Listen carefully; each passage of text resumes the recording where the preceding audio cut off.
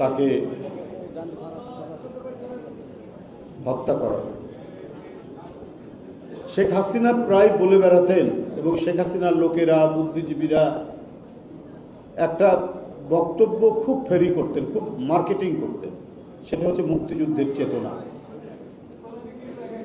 মুক্তিযুদ্ধের চেতনার কথা বলতে বলতে মুখ দিয়ে তাদের ফেনা বের হতো, কিন্তু সবচাইতে তারা বড় অপমান করেছে মুক্তিযুদ্ধকে এবং মুক্তিযুদ্ধের চেতনার নামে বাংলাদেশে মুক্তিযুদ্ধের অর্জনগুলোকে তারা পদদলিত করেছে। ছাত্রদলের জন্মলগ্নে যে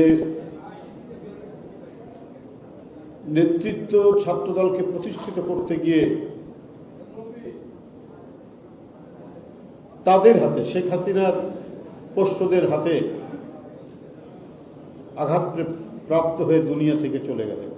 তিনি তো একজন বীর প্রতীক। তাকে আঘাত করেছিলেন কেন?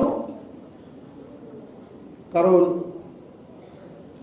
সে ভিন্ন একটি রাজনৈতিক দল করে, ছাত্র সংগঠন করতেই পারে।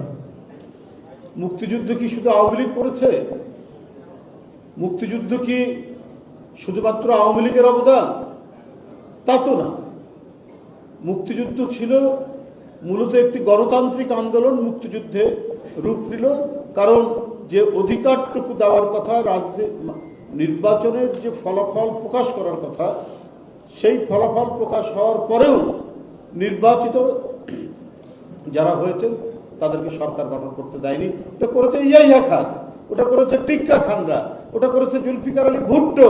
তারা ছিল অন্য জাতি, অন্য দেশ, তাদের বিরুদ্ধে যুদ্ধ করে আমাদের এই অবদান তৈরি করেছে, অর্জন তৈরি করেছে।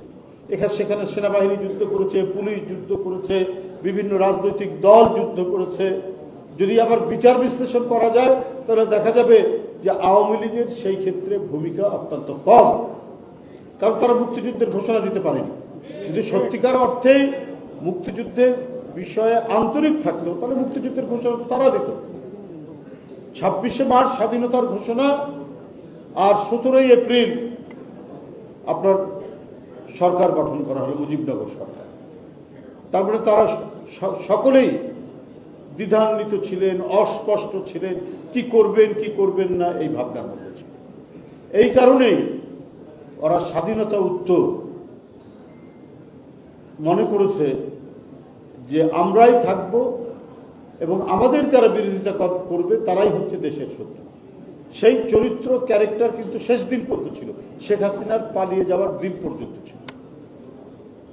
এই কারণে এটিএম খালেদ ছাত্রদলের নেতা, কিন্তু বীর মুক্তিযোদ্ধা, সে ক্ষমা পায়নি, তাকে পৃথিবী থেকে সরিয়ে দিয়েছে শেখ হাসিনার পোষ্যরা।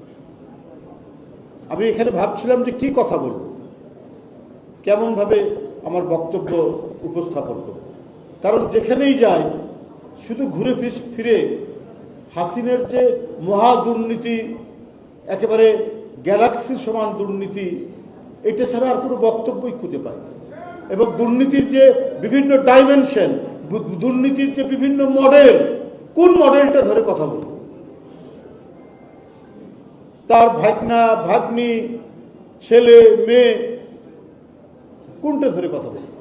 রূপপুর পারমাণবিক প্রকল্প রাশিয়ার সাথে চুক্তি করেছে 500 কোটি টাকা। শেখ হাসিনা, তার ছেলে সজীব ওয়াজেদ জয় এবং তার যে ভাগ্নি, সে আবার ইংল্যান্ডের এমপি এবং সিটি এমপির দায়িত্বে, তারা মালয়েশিয়ার এক ব্যাংক থেকে সেই 500 কোটি ডলার তুলে নেওয়ার, আত্মসাৎ করার অভিযোগ রয়েছে এবং সুস্পষ্ট। গণমাধ্যমগুলো পড়ে দেখুন, তারা কোন জায়গা থেকে ধরবে? টিউলিপ লেখাপড়া করেছে ইংল্যান্ডে, ইংল্যান্ডে একজন এমপি, একজন জনপ্রতিনিধির 1 টাকা 1 পয়সা দুর্নীতি, এটা একটা স্বপ্নের বিষয়। কিন্তু তার জিন হচ্ছে বাংলাদেশের শেখ পরিবারে। ওখানে লেখাপড়া করে এমপি হওয়ার পরেও তার জেনেটিক্যাল যে লাইন, এই লাইন সে ক্রস করতে পারেনি বলেই এই অভিযোগগুলো তার উপরে বেরিয়ে আসছে। শেখ হাসিনার বিশ্বস্ত একজন ব্যবসায়ী সে ফ্ল্যাট কিনে দিল একবার খুব অভিজাত পাড়া, এবং আরেকজন আইনজীবী সে তার ছোট বোন রূপন্তীকে একটা ফ্ল্যাট কিনে দিল। আবার সেই ফ্ল্যাট রূপন্তী টিউলিপকে তার পরিবার সহ থাকার জন্য ব্যবস্থা করে দিল।